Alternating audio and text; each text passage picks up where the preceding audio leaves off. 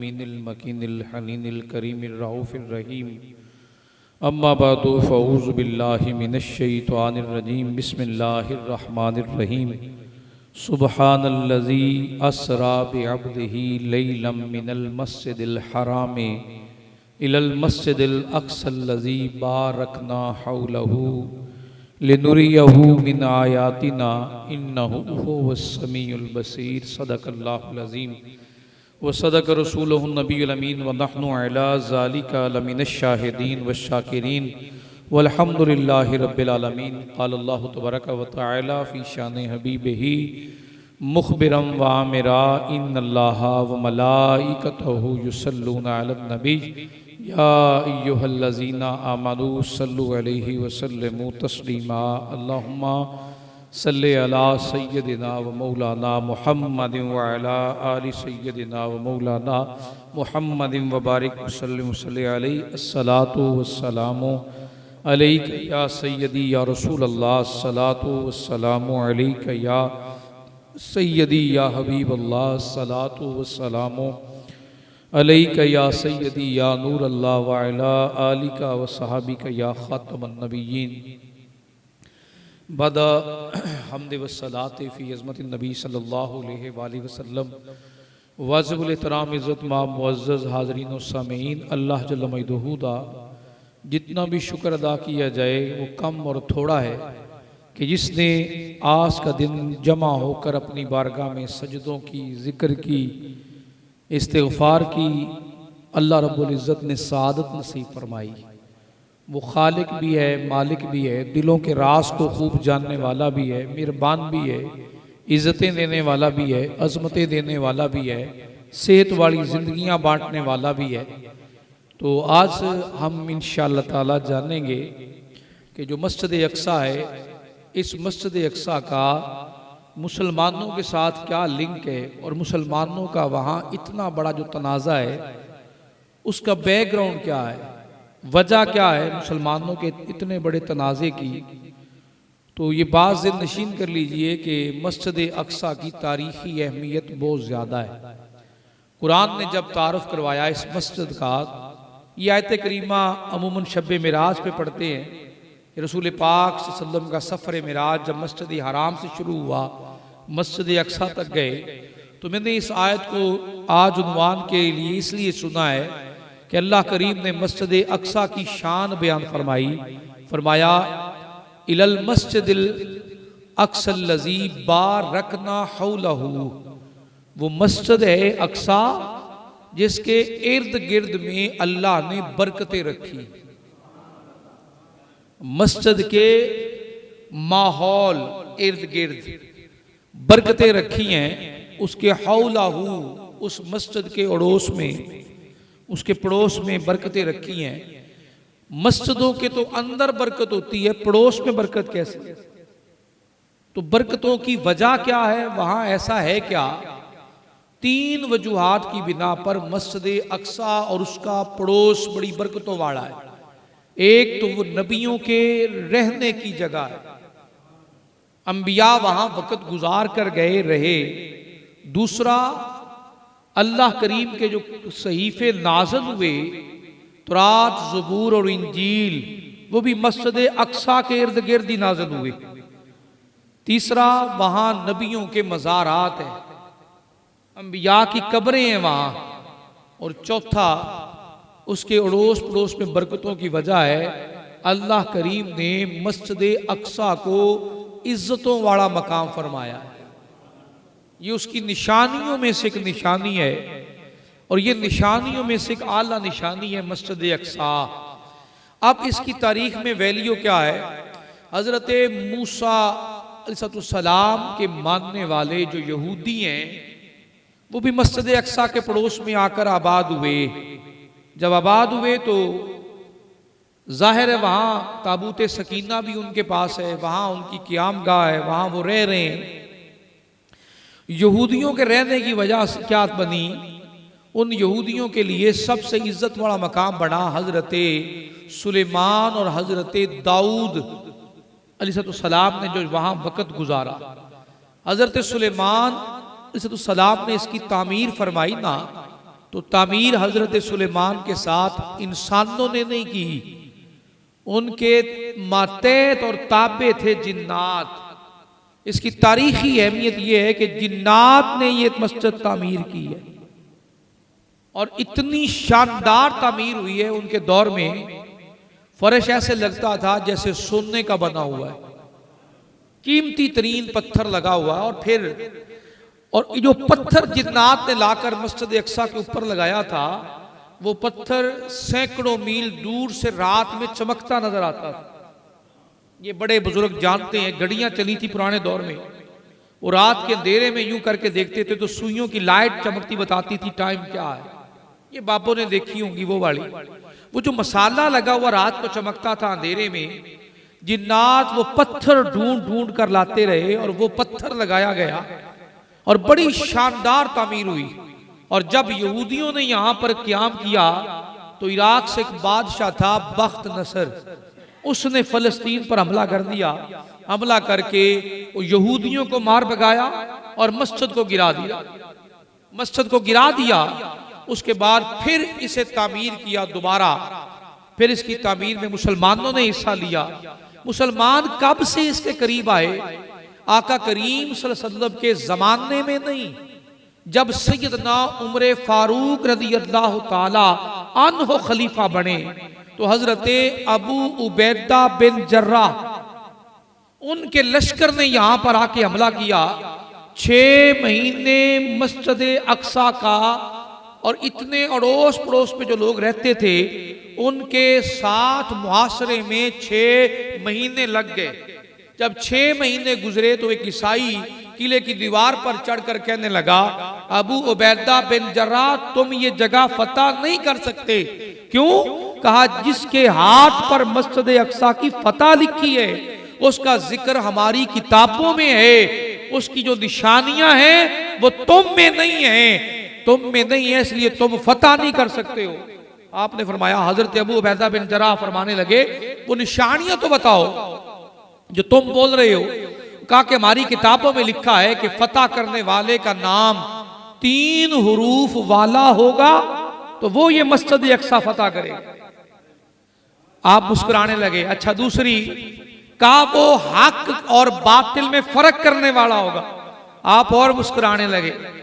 उसने कहा तीसरा ये है कि लोग क्या कहते हैं वो लोगों की मलामत की परवाह नहीं करेगा। ये खूबियां तुम में नहीं है, तुम्हारा नाम 3 अरब वाला नहीं है, तुम में हक और बातिल के फर्क वाला मुझे नजर नहीं आ रहा। तो उस पर मुस्कुराए। थोड़ी मुस्कुराहट बढ़ी ना तो वो ईसाई पूछता है, मैं कह रहा हूं तुम फतह नहीं कर सकते हो और तुम मुस्कुरा रहे हो। इस पर हजरत अबू उबैदा बिन जर्राह ने कहा, अगर ये निशानियां जो तुम बता रहे हो ये फाते की हैं तो फिर मैं यकीन के साथ कह रहा हूं हमने मस्जिद अक्सा को फतह कर लिया है, फतह कर लिया है। उसने कहा कैसे?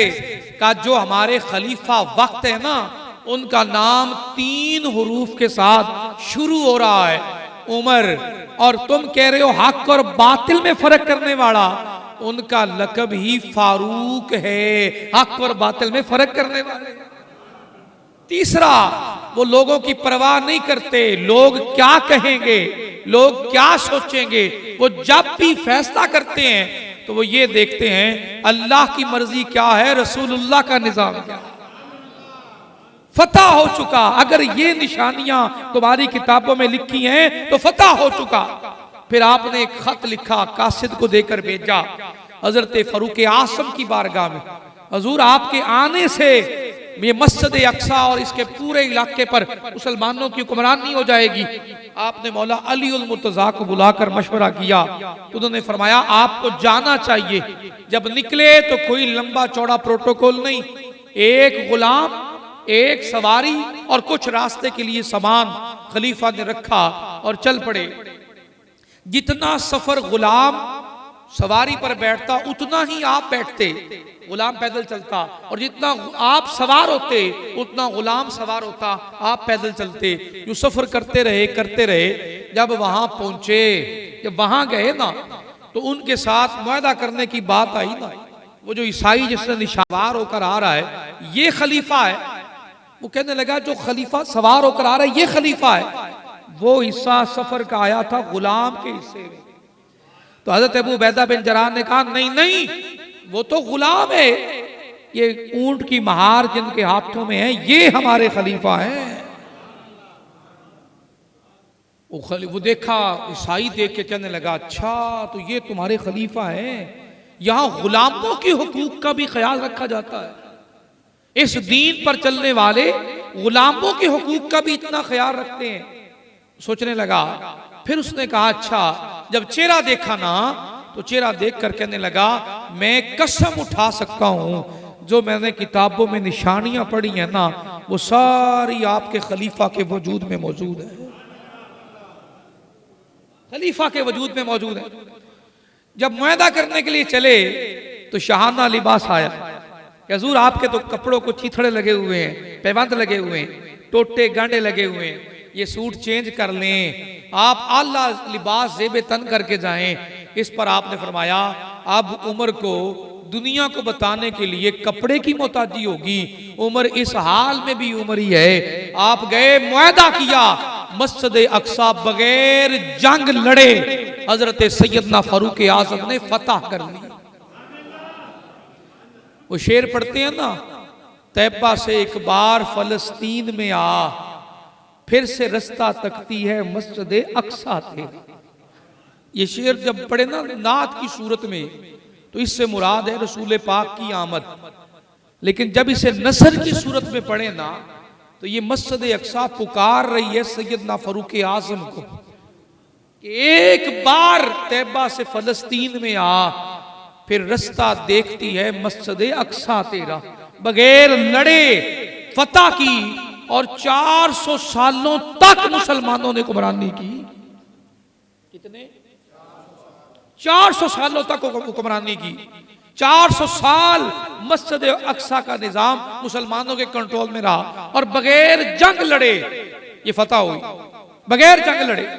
फिर ईसाइयों ने हमला कर दिया, यहूदी नहीं आए मुकाबले में, ईसाई आए। ईसाइयों ने हमला किया तो ईसाइयों ने फिर 70 साल और 80 साल मस्जिद अक्सा का कंट्रोल संभाला। जब ईसाई आए यहूदियों का दाखिला मस्जिद अक्सा में बिल्कुल बंद हो गए, यहूदियों को आने की इजाजत नहीं थी। तो कितना अरसा रहा मुसलमानों की हुक्मरानी? 400 साल। 80 साल फिर ईसाई रहे। जब हजरत सुल्तान सलाहुद्दीन अय्यूबी रहमतुल्लाह अलैह ने दोबारा हमला किया, हमला करके जब फतह किया फलस्तीन को, तो फिर मुसलमानों ने 700 सालों तक मस्जिद अक्सा और फलस्तीन पर हुक्मरानी की, फिर हुक्मरानी बनी। अब हुआ यहां पे क्या, सुल्तान हमीद जो थे तुर्क सुल्तान थे, उनके पास यहूदी आए। 1911 और 1947 के बीच में जब तहरीक जोर पकड़ रही थी हिंदुस्तान में जोर पकड़ रही थी ना, तो उन दिनों में इन्होंने भी जोर पकड़ा कि हमारी भी सल्तनत होनी चाहिए।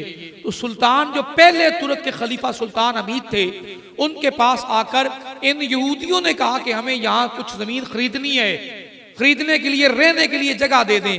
तो सुल्तान ने कहा तुम्हें इजाजत नहीं दूंगा, यहाँ आकर रहो। फिर सुल्तान के खिलाफ साजिशें की, वहीं से लोग खड़े कर दिए। फिर खिलाफत उस्मानिया का वजूद खत्म हुआ। उस दिन फिर इन्होंने अलग आजाद सल्तनत यहूदिया की बुनियाद रखने के लिए ये जगह जो खरीदी है, ये मुसलमानों ने फलस्तीन की जमीन इन्हें बेची है। पहले आने की इजाजत दी, फिर इन्हें बेची है।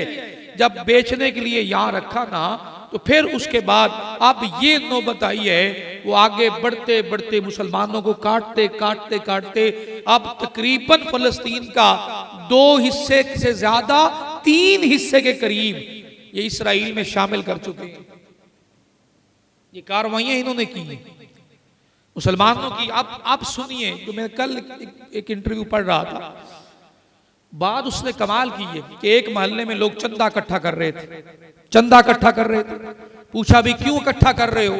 फलस्तीन वालों को इमदाद भेजनी है। तो एक बच्चा 500 रुपए का नोट लेकर वहां जाता है और कहता है फलस्तीन वालों को आप ये चंदा भेजकर क्या करोगे? तो वो कहने लगा जी हम भेजेंगे तो वो खाएं पिएंगे। अच्छा खाएं पिएंगे, क्यों खाएं पिएंगे? ताकि वो मर सके।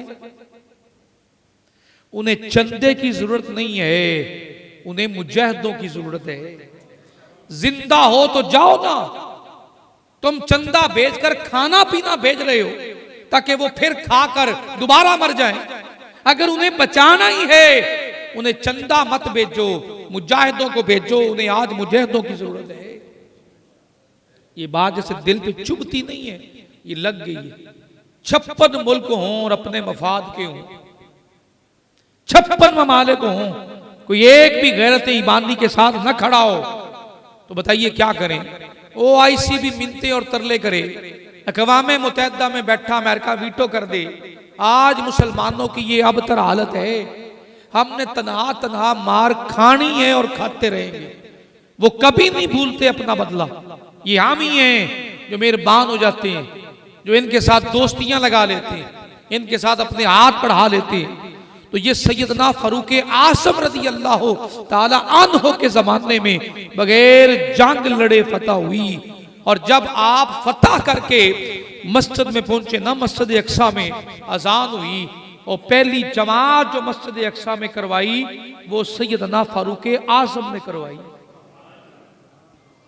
किन्होंने करवाई? जब नमाज पढ़ा चुके तो पूछा, यहां मेराज की रात रसूलुल्लाह करीम भी तशरीफ लाए थे, उनकी सवारी कहां बांधी गई? वो जगह ढूंढते हुए हजरत उमर वहां पहुंचे तो बताया, उन रहबों ने बताया कि यहां इस मकाम पर आका करीम सल्लल्लाहु अलैहि वसल्लम की सवारी बांधी गई।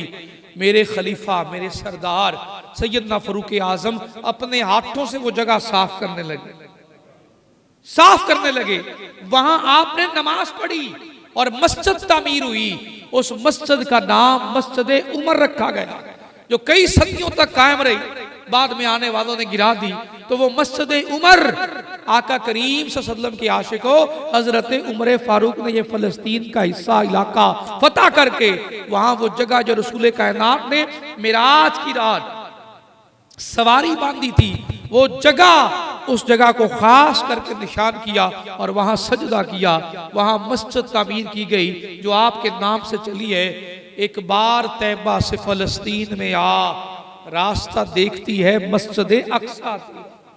अगर नसर में पढ़े तो ये शान सैयदना उमर फारूक है कि आज भी मस्जिद अक्सा बुला रही है। और अगर नात खानी के अंदाज में पढ़े तो ये रसूल पाक की उस रात मिराज वाले वाक्य की खूबसूरत तरीन तारीफ है, जब आका करीम सवारी पर सवार होकर बुराक के साथ मस्जिद अक्सा पहुंचे और कुल कायनात के अंबिया को अल्लाह ने मस्जिद अक्सा में जमा किया और आका करीम ने इमामत करवाई।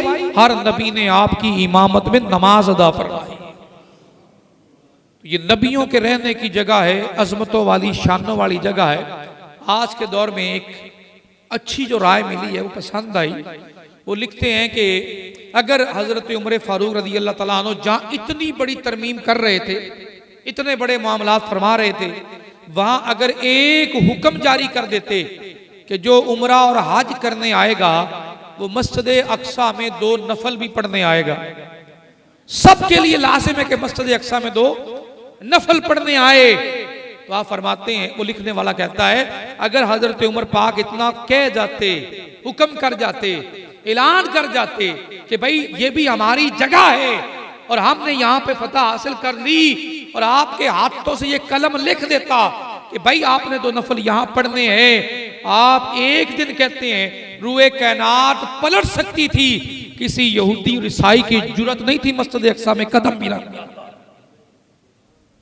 किसी यहूदी और ईसाई की जुर्रत नहीं थी, कदम भी रख जाता। क्यों? कि मुसलमानों के फराइज में शामिल हो जाते। और तादाद जाहिर करती है आपके हक को, आपकी तादाद जाहिर करती है आपकी खूबसूरत अप्रोच को। और वहां मुसलमान लाखों की तादाद में नफल पढ़ने जाते। तो वहां फलस्तीन वालों को तो राइट था।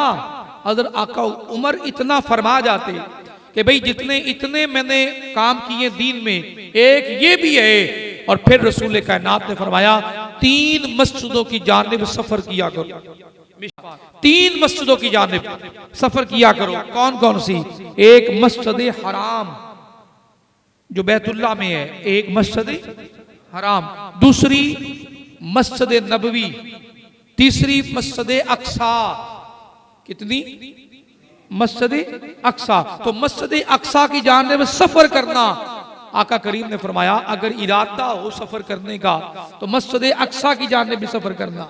और जब सुल्तान सलाहुद्दीन अय्यूबी को एक पैगाम मिला था ना, एक औरत का काफिला रोक कर कहा बता बुला अपने मोहम्मद को सल्लल्लाहु अलैहि वसल्लम, तुम्हारा दावा है, तुम्हारा मान है किंग रॉडरिक, और इन्होंने मिलकर ईसाइयों ने कहा था। सुल्तान तक ये बात पहुंची, सुल्तान सलाहुद्दीन अय्यूबी रहमतुल्लाह अलैह, जब ये बात उन तक पहुंची तो उन्होंने कहा अब मुझ पर सोना हराम है जब तक उनको जवाब उनके घर में जाके ना दे। अपनी फौजों को निकाल कर बर्फीले इलाके में बर्फों में कपड़े उतार कर रातों को वर्जिशें करवा के, खुद खलीफा का हाल क्या था, आप सारा दिन मशके करते, चलते, लश्कर कशी करते, रात सोते के लिए लेटते नहीं।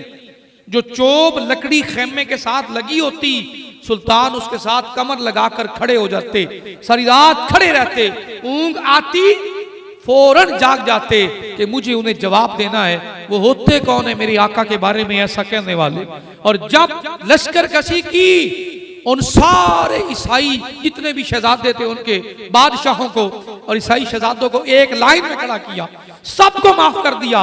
और जिस बदबख्त ने कहा था ना, उसके सामने खड़े होकर कहा मेरे महबूब, मेरे आका, मेरे मौला तो नहीं आए, उन्होंने अपने गुलाम को भेजा है, बता तू क्या चाहता है।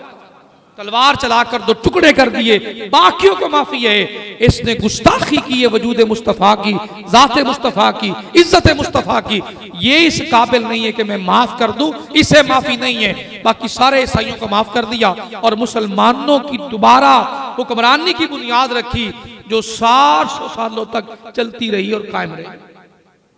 ये सुल्तान महमूद गजनवी ने भी इलाका ये पता किया, और ये ना सुल्तान सलाहुद्दीन अय्यूबी उन्होंने भी ये इलाका फतह किया। मुसलमानों की सल्तनत और मुसलमानों का निज़ाम इन्होंने कायम किया। वो लोग हैरान होते थे कि रसूल पाक की जात पर कट मरने वाले, मिटने वाले, और आज का हमारा क्या शेवा है। नाच गानों के लिए तलवारें हैं, रक्स के लिए घोड़े हैं, हमारे जिहाद को जंग लग चुका है। और एक तारीखी हकीकत बयान कर रहा हूं, सबसे ज्यादा इस वक्त दुनिया में जंगे कौन लड़ रहा है? सबसे ज्यादा जंगे अमेरिका लड़ रहा है। और आप उसकी इकोनॉमी पढ़कर देखें कितनी ग्रेजुअली अप जा रही है। आपको किसने कहा कि जंगे कौमों को कमजोर कर देती हैं? जंगे कौमों को कमजोर नहीं करती हैं। जब तक मुसलमान जिहाद और जंग करते रहे, मुसलमानों की सल्तनत बढ़ती जा रही थी। और जिस दिन से इन्होंने तलवारों को कैद किया और रक्स में इस्तेमाल करनी शुरू की, घोड़ों को नाचवाने के लिए जवानों को रक्स की ट्रेनिंग देने लगे, तब से हमारा जवाल शुरू हुआ है। और ये पता नहीं कब जाकर खत्म होगा, कब मुसलमानों को दोबारा उरूज नसीब होगा। ऐसा लगता नहीं है कि हम अपनी जिंदगियों में देखें, क्योंकि जो मीडिया दिखा रहा है वही सब कुछ हो रहा है। और ये जो मीडिया है, अल्लाह माफ करे, इसने तो दज्जाल की हैसियत इख्तियार कर ली। दजल कहते हैं फरेब को, और दज्जाल धोखे को। धोखे की एक्सट्रीम लेवल। धोखा क्या है? जो फलस्तीनी मर रहे हैं, खुद बयान करें कि जानवरों के हकूक हैं, फलस्तीनियों के बच्चों को कत्लेआम कर रहे हैं, इनके कोई हकूक नहीं है। दो रंगी रहेगी हमेशा। और दजल दिखाया जाएगा, इसराइलियों पर हमला कर दिया, फलस्तीन ने जुल्म कर दिया, फलां कर दिया। जो फलस्तीनियों ने किया है, अक़वाम मुत्तहिदा में 3 बार करारदाद पेश हुई है कि जंग बंदी के लिए, नहीं मानते, उठ के चले जाते। वजह क्या है कि मुसलमान आज भी मिन्नतें और तरले कर रहे हैं, और ये कभी भी मिन्नतों और तरलों से सीधे होने वाले नहीं है। जब भी इन्हें कोई जवाब देने वाला नजर आएगा ना, तब ये वापस बैठेंगे, क्योंकि मुसलमानों की करार, इज्जत, मियार, मर्तबा जिहाद में ही है। इस कौम की बका और सलामती जिहाद में है। जिस दिन ये मुजाहिद अपने इस मिशन को पहचान कर खड़े हो गए, आंखों में आंखें मिलाने की देर है, सारे रास्ते खुद ब खुद मुसलमानों के लिए खुलते जाए। उन्हें तो शेवा बनाया हुआ है, चंद एक को खरीदो, बाकियों पे कुमरानी करो, चंद एक को खरीदो, बाकियों को नौकर बना लो, और यही कर रहे हैं। हमारे मुल्क की तो एक जिंदा मिसाल है, इसके बाद बाकी अरब ममालिक को उठाकर देख लें। ईरान पे पाबंदियां हटा दी हैं। एक बार ईरान ने कहा कि मैं अपनी फौजें उतार दूंगा अगर इसराइल वापस न गया।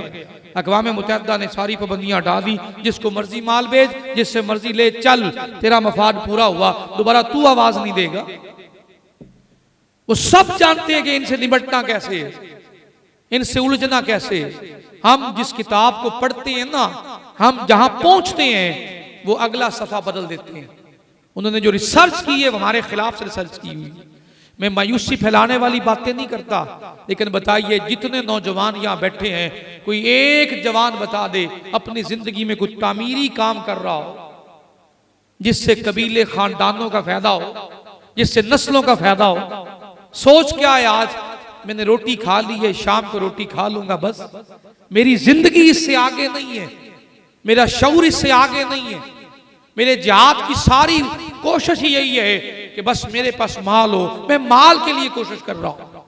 कोई एक शख्स भी बताए इसने जाती तौर पर यह एफर्ट की हो कि मैं अपनी कौम को ऊपर लेकर जाऊं। और जिन्होंने की भी है तो बताइए इस बेवफा कौम ने उनके साथ क्या किया। एक हिंदुस्तान में डाकू औरत थी, वो डकैतियां करती थी, तो उसने काम जिम्मे लिया अपने, वो गुलामों को छुड़ाने लगी, गुलामों को छुड़ाने लगी। उसने बड़े गुलामों को कैदों से कैसे छुड़ाया, अंग्रेजों की कैसे छुड़ाया।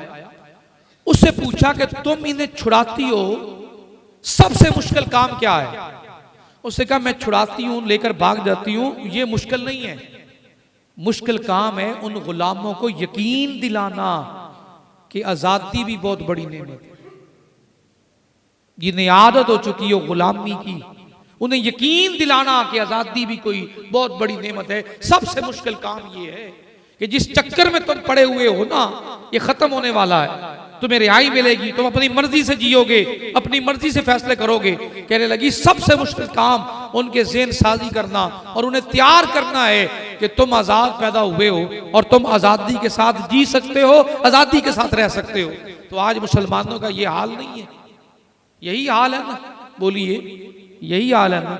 मैं प्रोडक्ट्स पढ़ रहा था कि इसराइल कितनी प्रोडक्ट्स बना रहा है, तो मैं हैरान हुआ सारी लिस्ट पढ़ने के बाद, कोई एक भी शय नहीं है जो कोई मुसलमान मुल्क बना रहा है।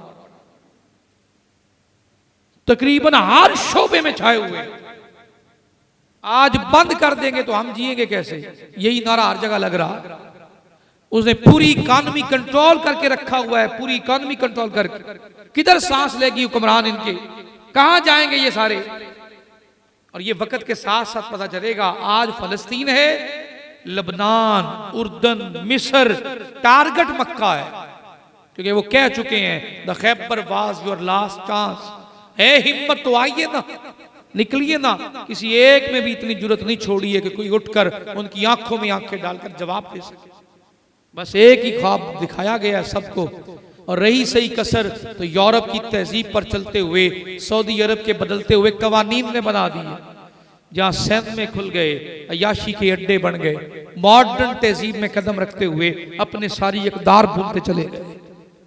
आज वो तमाशा पूरी दुनिया देख रही है। तो यहां कहा गया है बारकना हौलहू, मस्जिद अक्सा को बरकतों वाली जगह कहा गया कि यहाँ अंबिया के मज़ारात हैं। और मिराज की रात तमाम नबियों ने आकर बाजमात रसूल कायनात की इक्तदा में नमाज अदा की है। दूसरा, यहाँ तीनों साहिब, एक ज़बूर, तुरात और इंजील, तीनों ही इस मस्जिद अक्सा के अड़ोस पड़ोस, जिसे यरूशलेम कहते हैं, हजरत ईसा की पैदाइश गाह, उस मकाम थोड़े से फासले पर है, मस्जिद अक्सा से थोड़े से फासले पर है, वो भी इसी एरिया में है। और इंजील भी यहाँ नाजिल हुई है। तो अल्लाह ने इसके इर्द गिर्द में बड़ी बरकतें रखी हैं। हजरत सुलेमान जो पैगंबर, जिन्हें अल्लाह ने हवाओं पर, जिन्नात पर इतनी हुक्मरानी दी, जब जिन्नात से काम करवा रहे थे ना, आप अपनी लाठी के सहारे खड़े हो गए। कुरान में ये वाक्या मौजूद है, लाठी के सहारे खड़े हो गए, जिन्नात काम करते रहे, बनाते रहे। जब मस्जिद मुकम्मल होगी, मस्जिद अक्सा की तामीर होगी, वो हैकले सुलेमानी की तामीर हो चुकी, मुकम्मल बना चुके, आपके पास आए तो लकड़ी तब तक ये दीमक खा चुकी थी और आप जमीन पर तशरीफ ले आए। जब जिन्नात ने देखा कि हजरत सुलेमान तो खत्म हो चुके हैं, कब के, विसाल फरमा चुके हैं। तो कहते अगर हमें पता होता, हम जान लेते, तो हम इतनी देर ये जिल्लत ना उठाते, हमें तो पता ही नहीं चला। हजरत सुलेमान वसाल फरमाने के बाद कहां खड़े रहे? अगर जिस्म गड़ जाते हैं, नबियों के सड़ जाते हैं, तो कितना अरसा खड़े रहे? चलता रहा। एक मैयत कितने दिन निकालती है डेड बॉडी? वहां हजरत सुलेमान विसाल कर गए, विसाल फरमा गए, और विसाल के साथ लाठी के सहारे खड़े रहे, और वो काम करते रहे, लगे रहे। और दूसरी बात, ये जो मोक्कलों वाले, ताने देने वाले बैठे ना जी, मैंने हिसाब लगाया है और मुझे पता चला है मेरे मोक्कलों से आपका माल फलां जगह पर है, तो इसका जवाब भी इसी आयत में है। अगर जिन्नों को गैब की खबरें होती तो हजरत सुलेमान की मौत की खबर क्यों नहीं हुई? बताइए ना। ये हिसाब किताब किधर गए? हम कुरान को मानने वाले। ये उसने हिसाब किया है, तेरा सौदा तेरी भरजाई चाहे, तेरा सौदा तेरा देवर ले गए, वो देवर और भरजाई की लड़ाई करवा दी, घर का सुकून बर्बाद करवा दी। किसने बताया? मुझे मेरे मोक्कलों ने बताया। कौन मोक्कल? जिन्हें खुद नहीं पता कि हजरत सुलेमान का विसाल हो चुका है, आप वफात पा चुके हैं। दीमक लकड़ी को लगी है, कितना अरसा लगाया होगा उस लकड़ी को खाते हुए। आप वहां खड़े रहे। अगर 3 महीने या 6 महीने भी गुजरे हैं, तो 6 महीने हवाएं भी चली है ना, मौसम भी बदला है ना, भूख प्यास की भी जरूरत हुई है ना, तो जिस्म तो गल सड़ जाता। तो जवाब आया, किसी दुनियादार का होता तो गल सड़ जाता। ये अल्लाह के नबियों का वजूद है, जिन्हें अल्लाह ने जमीन पर खाना हराम कर दिया। एक जमीन ही नहीं, कोई भी दुनिया का माहौल ऐसा नहीं है जो उन पर असर अंदाज हो सके। ये हजरत सुलेमान की अजमत और शान है। वहां खड़े रहे। अगर जिन्नात को खबरें हैं तो क्यों नहीं पता चला? आपका तो विसाल हो चुका है। मुझे पता चला इनके भी इल्म की हद है, लिमिट है। जब हम पढ़ लेते हैं ना, ला हौला वला कुव्वता इल्ला बिल्लाहिल अलीयुल अज़ीम, ये अपने किसी मामले में नहीं आती। औज़ु बिल्लाहि मिनश शैतानिर रजीम, ये किसी मामले में नहीं आती। और हम अल्लाह की पनाह में आ जाएं, इनकी जुर्रत नहीं है हमारे घरों में दाखिल हो सके। बिस्मिल्लाह शरीफ पढ़कर खा लें, इनके किसी वडके की भी जुर्रत नहीं है हमारे खाने में शामिल हो सके। ये इनकी भी हद है। मत डरा करें इनसे। अल्लाह ने कलाम शान वाला अता किया है। इन्हें कोई गैब की खबरें नहीं है, इन्हें कोई इतलाएं नहीं है। आसमान पर जाते थे, वहां से सुनते थे, और फिर आकर कानों को बताते थे कल क्या होने वाला है, कल क्या होने वाला है। और कायन इनसे सुनकर बयान करते थे। और जब रसूल पाक की विलादत हो गई, अब इनके दाखिले वहां बंद हैं। अल्लाह ने फरिश्तों की ड्यूटियां लगा रखी हैं, इन्हें कोड़े बरसते हैं। आसमान की कोई खबरें इन्हें नहीं, कल क्या होने वाला है नहीं जानते। ऐसे तमाशा लगा रखा है। और दोस्तान ज़ीवगार, ये मस्जिद एक साथ तारीखी एतबार से अब तीनों के लिए वैल्यूएबल है। ईसाइयों के लिए भी, यहूदियों के लिए भी, और मुसलमानों के लिए भी। मुसलमानों के लिए उस दिन से वैल्यूएबल हुई जिस दिन से रसूल कायनात ने वहां इमामत करवाई और जमात करवाई, मिराज वाली रात। और फिर उसके बाद मुसलमानों का वहां रसूल कायनात का जाना, फिर 400 साल तक सैयदना उमर फारूक की हुक्मरानी की बुनियाद रखना, फिर सुल्तान सलाहुद्दीन अय्यूबी का फतह हासिल करने के बाद 700 साल तक हुक्मरान रहना। ये खित्ता जो फलस्तीन का है मुसलमानों के नाम है। यहाँ तीनों के लिए ही वहां पर हिस्सा है। यहूदी इसलिए है कि वहां ताबूत सकीना है, जो बख्त नसर के दौर में चोरी हो गया। जब यहूदियों को मार पड़ी उससे, जब आकर उसने हैकले सुलेमानी और मस्जिद अक्सा को गिरा दिया, जो हजरत सुलेमान के दौर में गिरी थी, तब से यहूदी भी इस लगन में है यहाँ हिस्सा मिल जाए। और हजरत ईसा अलैहिस्सलाम की पैदाइश की वजह से ईसाइयों की भी ये कोशिश है कि मस्जिद अक्सा हमें मिल जाए। और जब रसूल कायनात ने वहाँ नफल पढ़े, उस दिन से अब मुसलमानों की भी यही सबसे ज्यादा मोहब्बत वाली जगह है कि यहाँ मुसलमानों की हुक्मरानी नसीब हो जाए। आप क्या समझते हैं ये कोई मामूली हिस्सा है? ये वो जगह है जहां रसूल कायनात ने नमाज पढ़ाई और तमाम नबियों ने इमामत की है। आप क्या समझते हैं? मकां को है जीनत मकी के कदम से है, मक्के से अफजल मदीना तुम्हारा। जहां रसूलुल्लाह ने कदम रखे मामूली जगह नहीं है। जहां कुल नबियों ने जमा होकर आपकी इमामत में नमाज पढ़ी, मामूली इवेंट नहीं है। ये यादगार है उस शब्बे मेराज की, ये यादगार है उस इमामत की, ये यादगार है उन अंबिया की इक्तदा की, ये यादगार है तमाम अंबिया के वजूद के जमा होने की। तो कैसे मुसलमान छोड़ दें।